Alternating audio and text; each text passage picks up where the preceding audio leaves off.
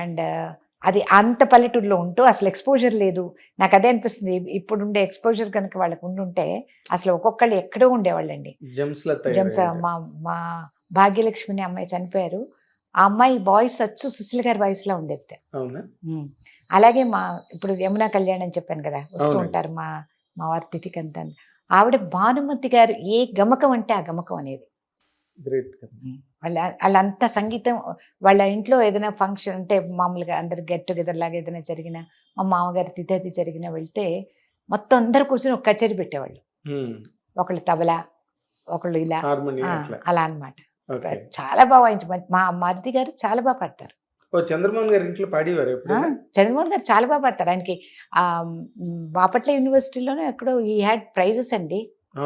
First prices అన్ని music లో. ఉత్తమ గాయకుడు. తర్వాత ఏమో ఫ్లూట్ చాలా బాగా వాయించేవారు.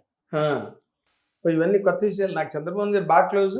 ఆయనకి సంగీతం ఇష్టం అంటే నాకు బాగా తెలుసు ఆయనకి ఇష్టం. ఎందుకంటే ఆయన శ్రీరామ కథ అని ఒక సినిమాలో ఓ చెల్లి అనే సాంగ్ ఘంటసాల గారి, అది ఒకసారి రామారెడ్డి గారి స్టూడియోలో ఆయన పాడగా నేను విన్నాను. చాలా బాగా పాడేవారు.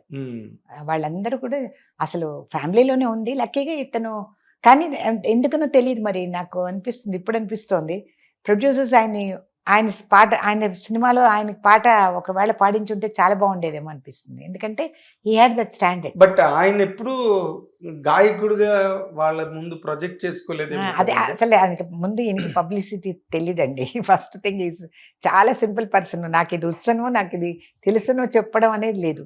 ఎవరైనా గ్రహించుకున్న వాళ్ళే ఒక రకంగా అదృష్టవంతుడు కాబట్టి నటరాజు గ్రహించాడు ఆయన గురించి. అంతే, మంచి క్యారెక్టర్స్ అలా పడ్డాయి. చాలా అదృష్టవంతులు కాబట్టి.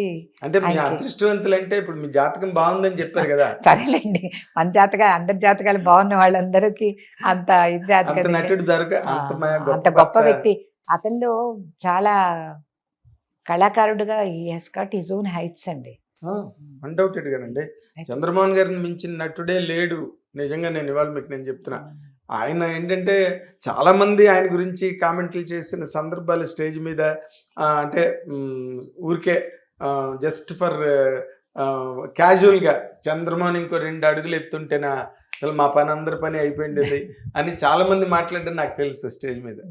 యాక్చువల్లీ నన్ను అడిగితే హీ హ్యాడ్, అతని లైఫ్లోనే కాదు ఇంకొక 100 సంవత్సరాలు కూడా బతకడానికి తగ్గని గొప్ప క్యారెక్టర్లు చేశారండి. అవును అవును.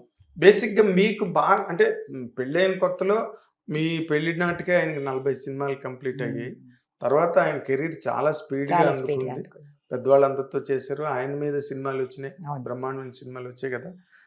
ఓ సీత కదా, అవన్నీ మామూలు సినిమాలు కాదు కదా. సిరిసిరిమువ్వ, సీతామహాలక్ష్మి, సీతమహాలక్ష్మి, శుభోదయం. నేను మొన్ననే తాళూరు రామేశ్వర గారు వచ్చి వెళ్ళారు. మా అమ్మాయిని ఎప్పుడు ఆయన సీతాలని పిలిచేవారు అనమాట.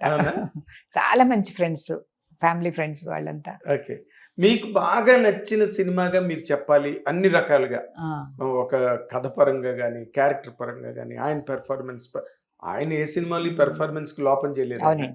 బట్ ఒక ఇది బ్రహ్మాండమైన సినిమా చంద్రమోహన్ గారు మీకు అనిపించింది, మాకు అనిపించచ్చు చాలా. అంటే చాలా ఛాలెంజింగ్ క్యారెక్టర్ అని చెప్పాలంటే ఇదండి 16 ఏళ్ల వయసు. 16 ఏళ్ల వయసు. తర్వాత నాకు సీతామహాలక్ష్మి ఓటి చాలా ఇష్టం. చాలా చేశారు ఆయన. కలికాలం ఒక అందులో అమ్మాయి ఇన్సూరెన్స్ లేదని చెప్పి ఇన్సూరెన్స్ కోసం తండ్రి చచ్చిపోయాడని ప్రొజెక్ట్ చేసి మనీ తీసుకున్న తర్వాత తండ్రి బతికుండి వెనక్కి వచ్చేటప్పటికి ఫ్యామిలీ అందరూ నువ్వు చచ్చిపోతే బాగుండేది అన్నట్టుగా ప్రవర్తిస్తారు. ఆఖరికి వాళ్ళు ఎవరో చెక్కింగ్కి వస్తున్నారంటే ఇతను నువ్వు వెళ్ళిపో అంటారు అనమాట. అప్పుడు ఒక చూపు చూస్తాడు వెనక్కి తిరిగి, నాకు గుండె కోసేస్తుంది. అంటే what is finally person will, ఇంత సంసారాలు ఇన్ని బాధ్యతలు భరించిన తర్వాత actually what is my value అన్నదేదో అంతా మొత్తం ఇదంతా ఒక్క చూపుతో, ఒక్క ఎక్స్ప్రెషన్ అండి, ఒక్క ఎక్స్ప్రెషన్. అలా అతను చాలా చాలా అలాంటివి అంటే నోట్ చేస్తే చాలా ఎక్స్ట్రాడినరీగా మన కుదిపిన క్యారెక్టర్. చాలా చాలా అద్భుతాలు సినిమాలో కూడా.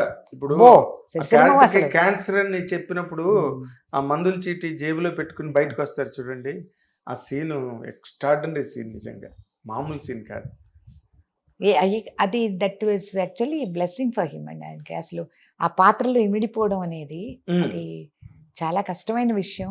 తను ప్రాక్టీస్ చేసింది కాదు అది. తను ఆ క్షణంలో అంటే మాకందరికీ ఇంట్లో వాళ్ళకి మట్టుకే మమ్మల్ని అందరినీ హడలగొట్టేసి, మాట్లాడేసి, కేకలేసి ఏం జరుగుతుంది అది ఇది అంటుండే వ్యక్తి అక్కడికి వెళ్ళగానే అలా ఉంటారని మనం ఊహించుకోమన్నమాట. ఒకసారి మేము ఏదో షూటింగ్ ఏదో ప్రీవ్యూ వేస్తున్నారు, విజయవాహిని స్టూడియోకి వెళ్ళాం. నేను, పిల్లలు, మా కృష్ణ, తర్వాత ఇంకెవరో మేనల్లుళ్ళు ఎవరో ఉన్నారు, వాళ్ళు కూడా వచ్చారు, అందరం వెళ్ళాం. అయిపోయిన తర్వాత అక్కడే పక్కనే షూటింగ్ జరుగుతుంది. వాళ్ళని అక్కడ చూసి నా దగ్గర రమ్మనమని చెప్పి కబుర్ చేశారు. సరే మేము అక్కడికి వెళ్ళాం అనమాట. వెళ్ళేటప్పటికి ఎవరో ప్రొడ్యూసర్ డబ్బులు ఇవ్వలేదు. మా కృష్ణ ఏమో నేను కలెక్ట్ చేస్తాను మా ఏదో చెప్పినట్టున్నాడు, ఆయన ఏదో చెప్పేశాడు, ఇతను ఊరుకున్నట్టు ఏంట్రా ఏమైందిరా అని చెప్పి మా కేకలేస్తున్నారు అనమాట. కేకలేస్తున్నా మేము అందరూ సైలెంట్ అయిపోయాం, ఏం మాట్లాడడం లేదు. అంటే సైడ్కి వచ్చామని అది ఉంటే మాట్లాడుతున్న వారు సడన్గా షూటింగ్ షార్ట్ రెడీ అన్నారు. బాబోయ్ అని చూస్తే చాలా అమాయకుడి వేషం. ఈ రోజాపూర్ గారి తెలుగులో ఏంటో దాని పేరు మర్చిపోయాను నేను, తమిళ్లో రోజాపూర్ శివకుమార్ చేశాడు. ఆ క్యారెక్టర్ నేను తెలుగులో చేస్తున్నాను అనమాట. చాలా అమాయకుడు, గడ్డం పెంచేసి ఈ బొమ్మలు ఇవన్నీ అమ్ముకుంటూ ఉంటారు నెత్తిన పెట్టుకుని. అది అమ్మాయి కోసం, వైఫ్ అంటే చాలా ఇష్టం.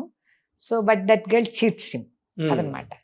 ఆ క్యారెక్టర్ అది ఉంటే అది ఎంత బేలతనంగా, ఎంత దీనంగా ఉండే క్యారెక్టర్ అనమాట. ఇక్కడేమో మహారుద్రుడిలాగా వస్తున్నాడు మా మీద అన్నప్పటికీ అక్కడ వాళ్ళు పిలిచారు షార్ట్కి వెళ్ళగానే బాబాయ్ ఈ మూడ్లో వెళ్ళాడు, ఏం యాక్ట్ చేస్తాడా చూస్తేనేమో అదేదో అలాంటి క్యారెక్టర్ అనుకుని జస్ట్ వీఆర్ ఆల్ థింకింగ్.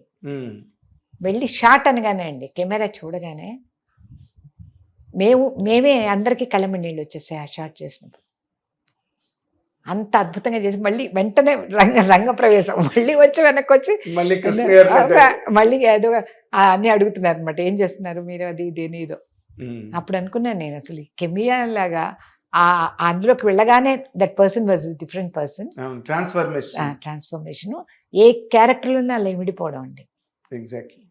ఇంకోటి ఆయనకి ఉండేది ఒక ఇదేంటంటే అంటే నాకు కొంచెం భయానకమైన ఇదేమిటంటే అసలు సాహసం చేయడానికి భయపడేవారు కాదండి సినిమా షూటింగ్స్లో.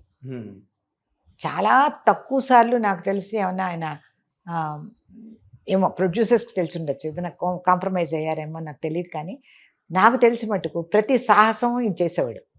ఎలా చేసేవారంటే ఇప్పుడు ఒకసారి పగలు కాల్ షీట్స్ ఇవ్వలేక నైట్ ప్రొడ్యూసర్కి కాల్ షీట్స్ ఇస్తే నూతిలో అమ్మాయి పడిపోతుండేదో అది పట్టుకుని చేత పట్టుకుని దిగాలన్నమాట ఇలా దానిలోకి. అది నైట్ షూటింగు.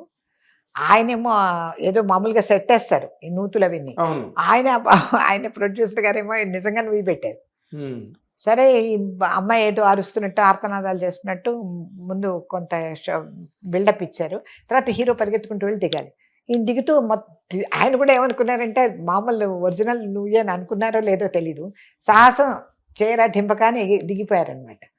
దిగిపోతే తాడు తెగిపోయింది నైటు.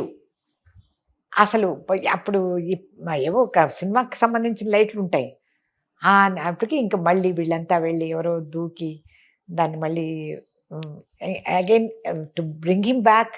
ఇట్ వాస్ చాలా టెరిఫిక్ సీన్ అనమాట. ఇట్లా ఓసారి గోదావరిలో కొట్టుకుపోయారు. అలాగా మన కన్నప్ప గారు కెమెరామ్యాన్ అనుకుంటాను, ఈ హీరోయిన్ బ్యాగ్ పోతే హీరోయిజం చూపించడం కోసం హీరో దూకుతాడు అనమాట. అది ఏం సినిమాలో గుర్తులేదు నాకు. ఆ బ్యాగ్ తీసుకురావడానికి వెళ్తే అక్కడ సుడిగుండె ఉంది. ఈయనకి తెలీదు. బ్యాగ్ కోసం ఎదుకుంటూ వెళ్ళిపోతున్నారు అనమాట. వెళ్ళిపోతుంటే కన్నప్ప గారికి కనబడుతోంది కెమెరాలోంచి. అందుకని బ్యాక్ బ్యాక్ బ్యాక్ అంటుంటే ఈయనకి బ్యాక్ బ్యాక్ బ్యాగ్ అని వినబడి ముందుకు వెళ్ళిపోతున్నారు. ఏం చేయాలి పాపం, ఎవరో ఈ షూటింగ్ చూడడానికి వస్తారు కదా. అప్పట్లో ఏంటంటే ఎవరైనా సినిమా వాళ్ళు కనబడ్డారంటే వాళ్ళు దేవుళ్ళ కింద లెక్క. ఎందుకంటే అవుట్డోర్ ఉండేవి కావు, చాలా తక్కువ ఉండేవి. సో అందుకని నేను చుట్టూ షూటింగ్ చూడడానికి చేరారు. ఓ పిల్లాడు చిన్న పడవ వేసుకుని వాడు అటే తిరుగుతున్నాడు అనమాట. ఈ మన షార్ట్లోకి వస్తున్నాడని నువ్వు తప్పుకో అంటారు. ఎవరు వాడు వినిపించుకోకుండా ఎక్కడో చుట్టూ తిరుగుతున్నాడు అనమాట. సరే అంటే వాడిని తిట్టి అందరు బయటికి పంపించారు.